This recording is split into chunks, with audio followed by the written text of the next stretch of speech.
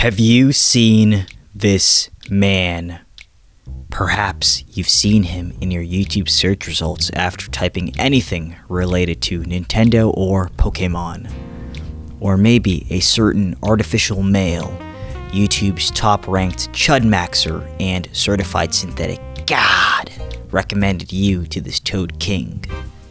Well, I've got a bone to pick with this guy, and I'm going to explain to you why he's a complete hack. The less talented YouTuber compared to his brother, in that he suffers from a complex which renders him unable to give his real, heartfelt opinion on anything. I call this Gen Z syndrome, and it afflicts millions of us young Zoomers on a daily basis. Here it goes. Kick back and relax to the brutal evisceration of Lord Frogmire. Stage 1, the egg. Once I revert to an egg, I must bury myself underground for 3 years. There my form mature. Let's start with how Lord Frogmire's channel came to be.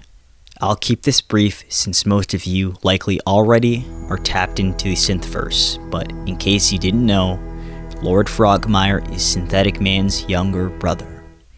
Lord Frogmire's real name is Devin, and no, this is not doxing as they use each other's real names on streams constantly.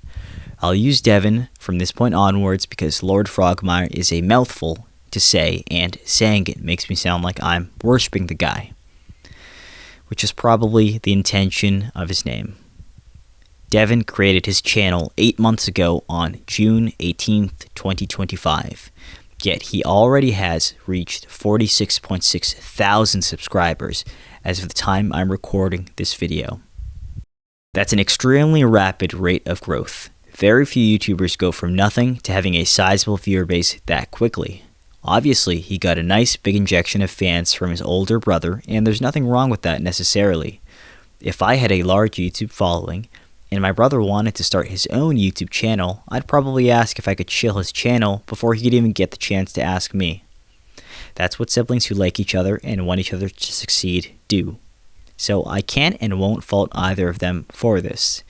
I only mention this because it must be kept in mind that Devin had a much easier ride to success than the vast majority of YouTubers who are independent and treading new ground all on their own.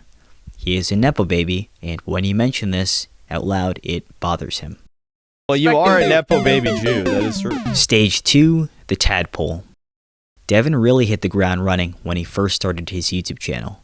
For the first 2 months of his channel, I'd say I genuinely enjoyed every single video he put out apart from the Donkey Kong, Bonanza, and Xbox videos, as those seemed a bit uninspired.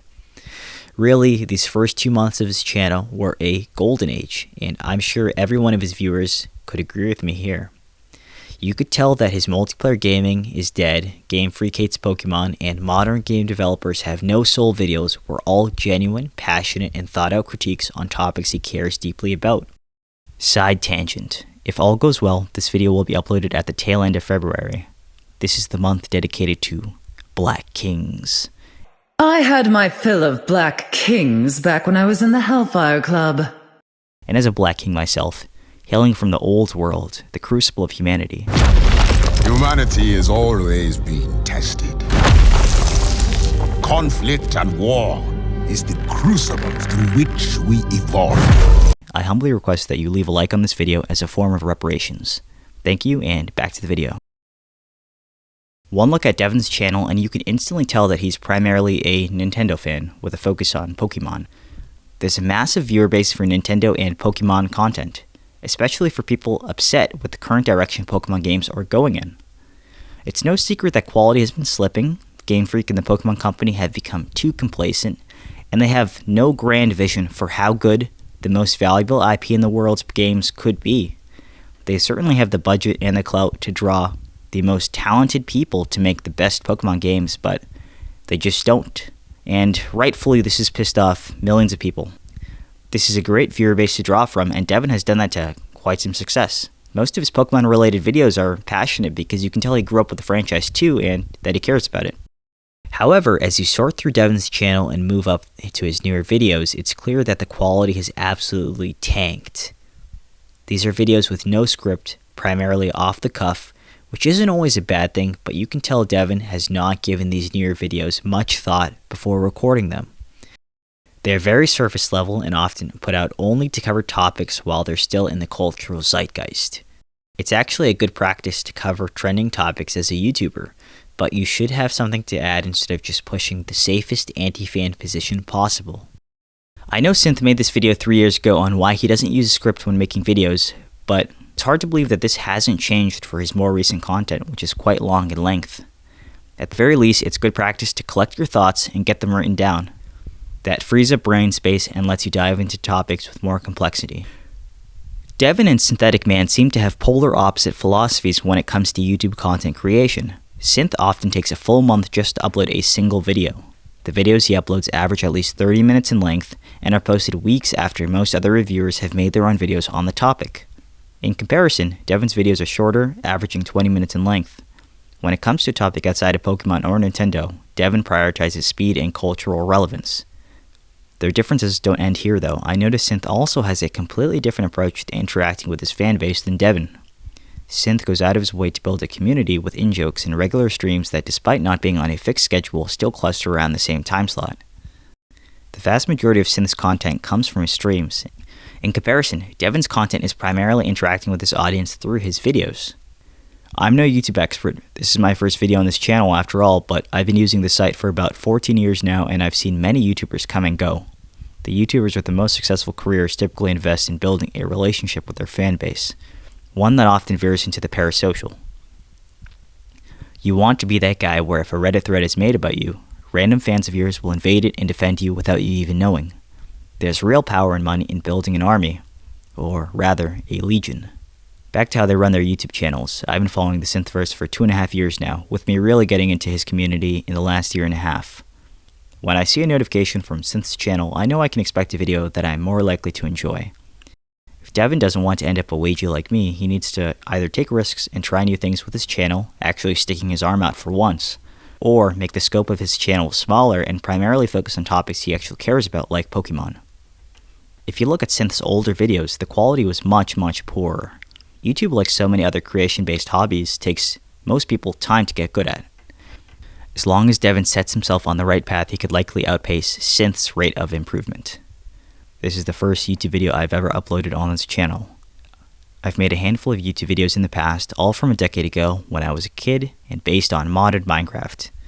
But those videos are shit. I had a lot of fun making them, but they're garbage. But that doesn't mean they're bad to me, they're just bad to everyone else. This is my first real crack at YouTube content creation. This is my first time using DaVinci Resolve and taking editing seriously. Using a real mic instead of a gaming headset. I'm having a lot of fun with it, but I'm sure if I kept doing YouTube for a year, I'd look back at this video and I'd have a ton of critique for it, and that's okay. The same will likely happen for Devin as well. Stage 3, the Froglet. Another issue I have with Devin's videos that I've mentioned previously is that he's the definition of safe edgy. He seemingly believes in nothing. Almost everything is ironic or a joke. He's so afraid to be taken seriously that the only games he recommends are extremely obscure indie titles that he knows no one is going to play, or RPG Maker Goonbit games that you can only download off of a certain forum and will give your computer a virus, stealing all your Bitcoin and sending them to some Peruvian man's server farm. It's clear that Devin does this because he's afraid to stick his neck out and take a positive position on any larger budget game. I think the litmus test for these kinds of situations is Baldur's Gate 3. Baldur's Gate 3 is obviously a woke game. It's full of gay relationships, has a transgender character, and safe, horny, strong muscle woman who Redditors claim to love but would be disgusted by IRL. Just to be clear, this doesn't exist in real life. If women could look like this, that'd be great, that'd be amazing, but they don't. The most muscular women end up looking like men. And oftentimes they are men. Back to my point, any serious anti-woke person can play through Baldur's Gate 3 and be honest and say that it's woke, but also recognize that it's a great game, and woke does not necessarily mean bad, although it often does nowadays. Do we honestly believe that there's not a single large budget or AAA game Devin likes? Look at this video he made on Expedition 33. He admits to not even playing the game. That I guess I'm forced to care, but I'm still not playing the game. This should instantly disqualify you from being taken seriously when making an 18-minute video telling people they're dumb for liking the game. Look at the like to comment ratio. There's nearly as many comments as there are likes. Obviously, his audience severely disagreed with him on this topic. I guarantee you this video was actually spawned by him seeing this specific copypasta that was constantly posted to V after the game's release. This is his entire video. He spends a total of 0 minutes and 0 seconds discussing the plot of this story-based RPG and his critique of the game and the hype around it. He couldn't even be asked to Google the plot points. This type of video stands in stark contrast to that 2-month-long Lord Frogmire Golden Age I spoke of a few minutes ago. Stage 4, the Adult Frog. It's clear at this point that Devin is running on fumes. He does not know what to do with his channel. He just throws anything at the wall and sees what sticks. His content is the definition of a mile long but an inch deep. If I had a recommendation to Devin, it would be this. I know you were raised by V. I was raised by R9K myself, but you've got to drop the teenage mentality. Your persona is acting like that kid at the lunch table who tells you that everything you like sucks, but when you ask him what he likes, he can't name shit. Probably because he's afraid of critique himself. This is all a defense mechanism.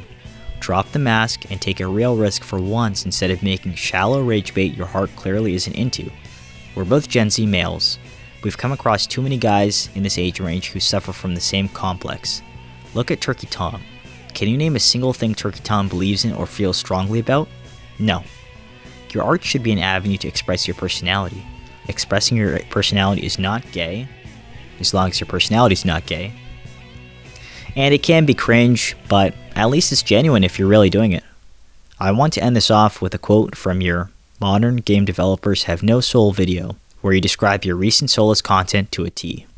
Your first emotional response is to cringe. And that's the first piece as to why everything has lost its soul. It's embarrassment, it's fear. When you make literally anything, you're putting it up to be ridiculed. So when you put a piece of yourself into something, when that thing is ridiculed, now you as a person are being ridiculed. So these limp dick fucks who are afraid of showing the world what they are, intentionally create products that they have no connection toward.